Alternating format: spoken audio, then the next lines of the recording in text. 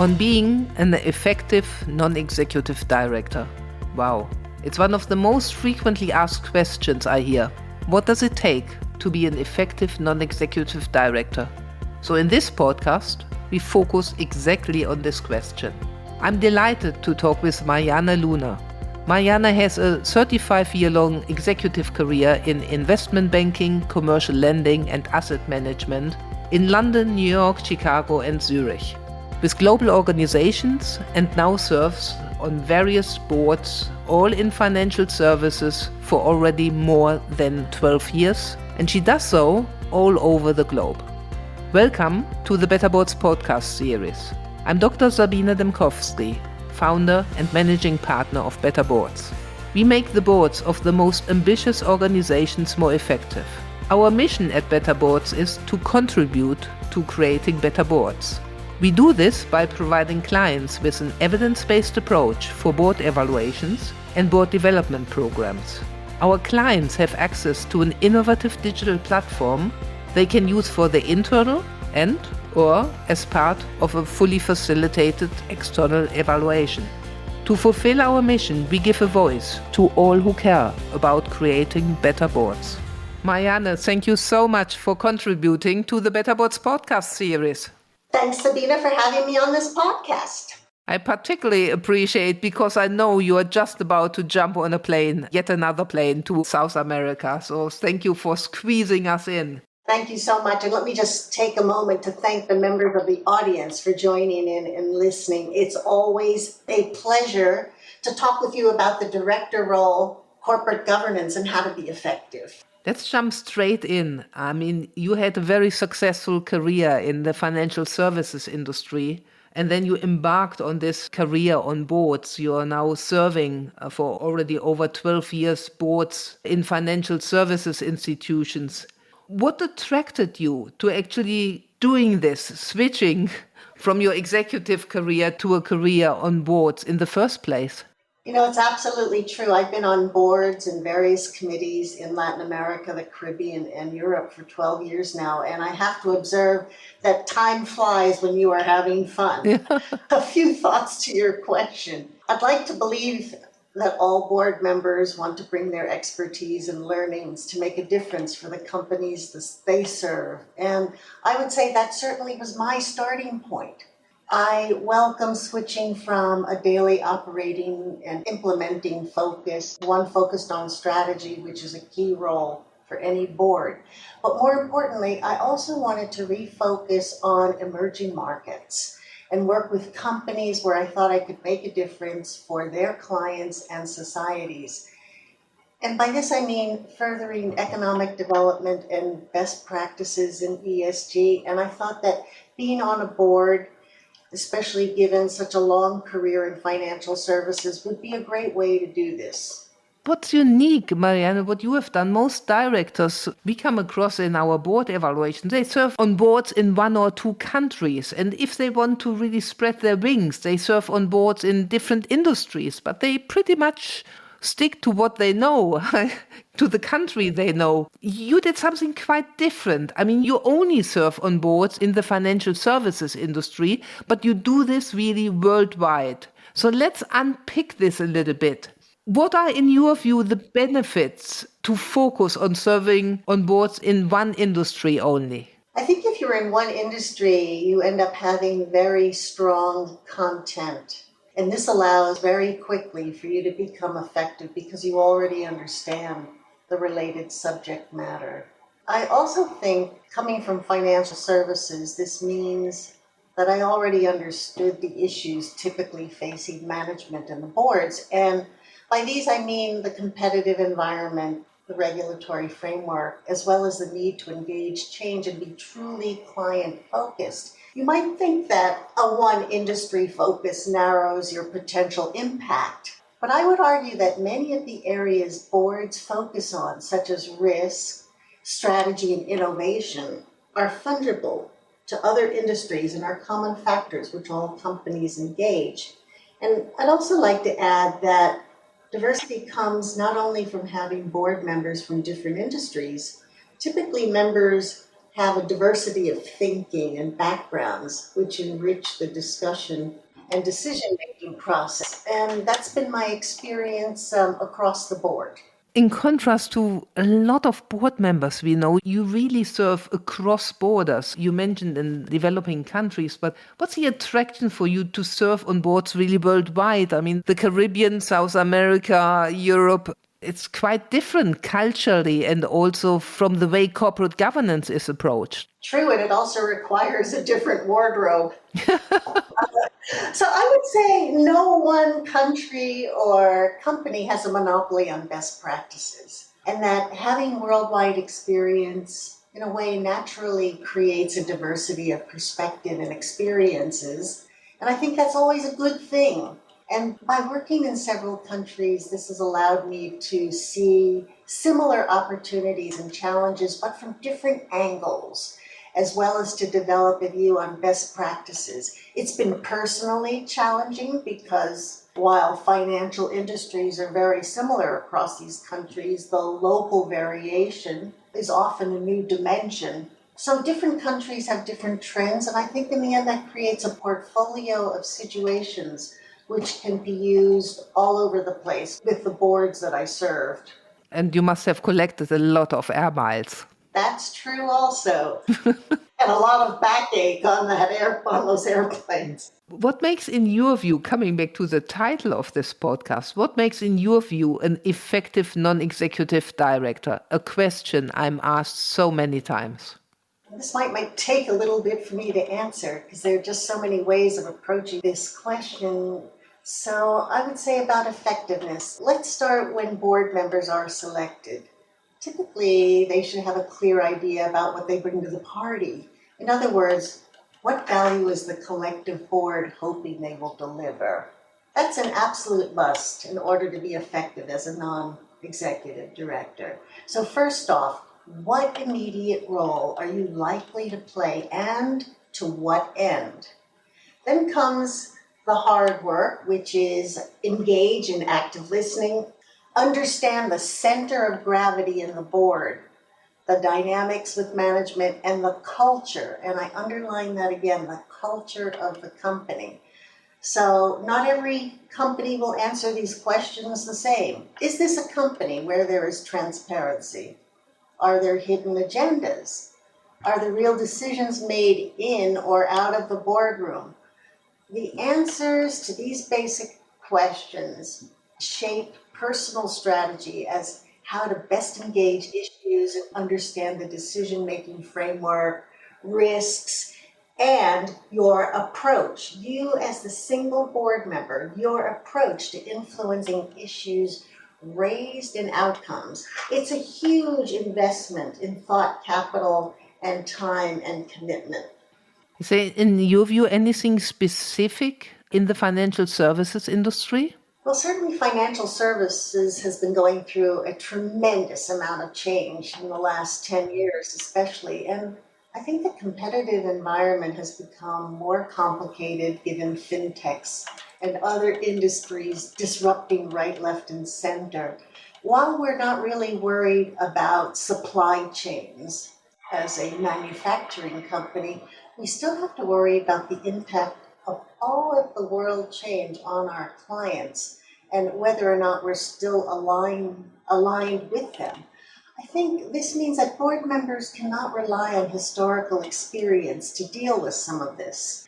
In this context, effectiveness means engaging a new horizon and translates into tech savviness and considering new business models and innovation. So to be effective here, we board members might need to not only know the questions to ask, but actively fill our digital gaps for more informed decision-making. So I would say it is important to stay current while thinking ahead, and the financial industries has a lot of those elements. Our listeners really love very practical tips and tricks from our contributors. How do you stay current, Marianne? How do you do it? I would say I do it through many ways. I have networks.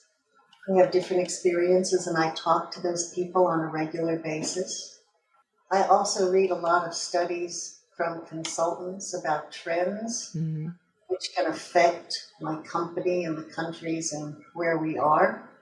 I think a lot. I pay a lot more attention these days to macro political environments in case sudden changes could have an impact on the company. So I think there are just many ways of trying to keep my ear to the ground, and it's both micro and macro, and it's continuous, and also trying to be more forward looking as possible is key to this, given the strategic role that we have as board members. Are you seeing that this is what other board members do? I mean, it varies. I mean, you hear quite often in these board evaluations a divide between executives and non-executives. And clearly, lately I've seen increasingly that executives believe that their board members are not keeping up to date. There are even some interesting studies out that report on this divide. I reported on it in some LinkedIn posts. Some numbers are absolutely shocking. I mean, that 2/3 of executives believe that certain members on their board should not be there, that they don't keep up to date. I mean, that's shocking. So I find it refreshing to hear what you do. Of course, I know some non-executives who do this as well, but it's a real encouragement to do something outside the appointments, to proactively go out and seek that knowledge. Actually, one of the things I'm considering, given that almost all young people have in common a background in coding, is to take a course on how to code, starting with Python. Because in the end, our clients are moving in that direction, and that digital world shapes a lot about what will happen in the future. And one of the issues that we board members have is that mostly we're all of a certain age. I've seen that several board members can't even manage their cell phones. So I'm thinking about taking a coding course as one very tangible way to get up to speed. Let's move on to some other practical things, because, as I said, our listeners are always eager to hear about tips, tricks. What do you do, Marianne? How do you actually prepare for board meetings? What I've noticed in some board meetings is that not every board member has read the entire packet. So, Exactly. Board 101, I read the entire pack, even footnotes. And then I like to see if progress has been made in the points, and hopefully this is captured in matters arising. A company that doesn't have this matters arising makes it more difficult for board members to think what happened before and what's the status. It then becomes incumbent upon the board member to remember the pending items. I hope that as a best practice, companies have matters arising. So I always pay attention to matters arising and the status of the points that I and other board members have raised. Then I start taking notes on the areas which concern me, given the upcoming agenda. And as I reflect on that, and hopefully the minutes and the board materials have been delivered on time, if I see some issues that aren't clear or that I want to understand a little bit more, then in advance of the board meeting, I will often confer with other board members to see what their thoughts are. I think it's good for points that can be controversial to gain some outside boardroom understanding of what other people think.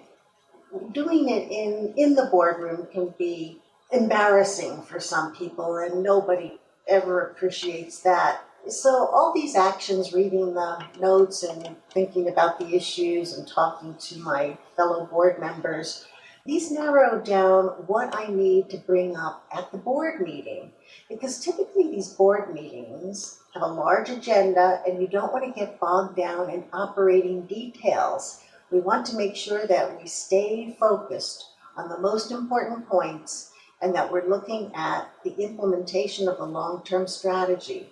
So my own way of thinking about it is that quality, not quantity, is the goal. But one has to pay attention to the details that management presents because you never know what's buried in those board packs.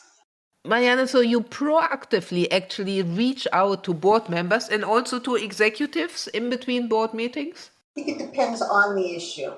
Sometimes, when there are developments in between board meetings, some of the executives call each board member so no one is caught unaware. Not all CEOs do this, but some of the best ones do, and I always appreciate that. Let's move on. What do you actually do during a board meeting? What do you think makes you or what makes non-executive directors effective during a board meeting? I think I'm listening actively for what are the key issues for each agenda item. And I'm thinking about those things within the context of what we all know we're supposed to be doing. And we've all heard this before, delivering insight, oversight, and foresight. I admit hindsight might be important too, depending on the situation. And sometimes board meetings can be a little too much hindsight and not enough thinking into the future and what's happening around the strategy and upcoming changes. How do we stay relevant to clients? So insight, oversight, foresight probably would be my favorite part of the board. Hindsight, that's important if we're tackling problems that are still unresolved. So I'm looking for what are the key issues affecting the strategy and the health of the company. I expect them to be raised. If not, I hope that I'm raising them. And I hope that management engages those topics, that we have a way of validating those issues that makes for a very informed discussion. And in the end, everyone should feel clear when we leave the meeting about what we're doing and where we are going. If that's not clear, I sometimes reach out to the executives and say I wasn't quite certain where we all ended the meeting. Here are the messages I got out of the meeting. Are those your takeaways also?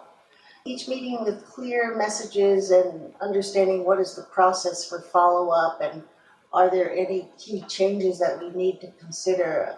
That for me is a meeting that's powerful. And I have to say, there are some who do that and they do it quite well. These were a lot of great practical tips and tricks here. Now, sadly, we have to come to an end. I'm looking at the time. And we always ask at the end, what are the 3 things our listeners should take away from this podcast? I think my first point would be around personal effectiveness.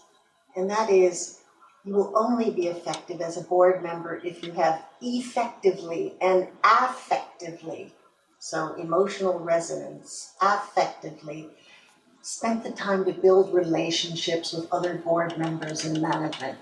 You have to know that you cannot operate in a vacuum and you have to build trust. So I think that's the foundation for everything. Secondly, I think boards have strong DNA toward consensus. So pick your battles and avoid Pyrrhic victories. To be effective when there are strong differences, it's important to understand others' views, how to assess the impact of the choices at hand. I think this point is very important. Have courage and stand up for what you think is right.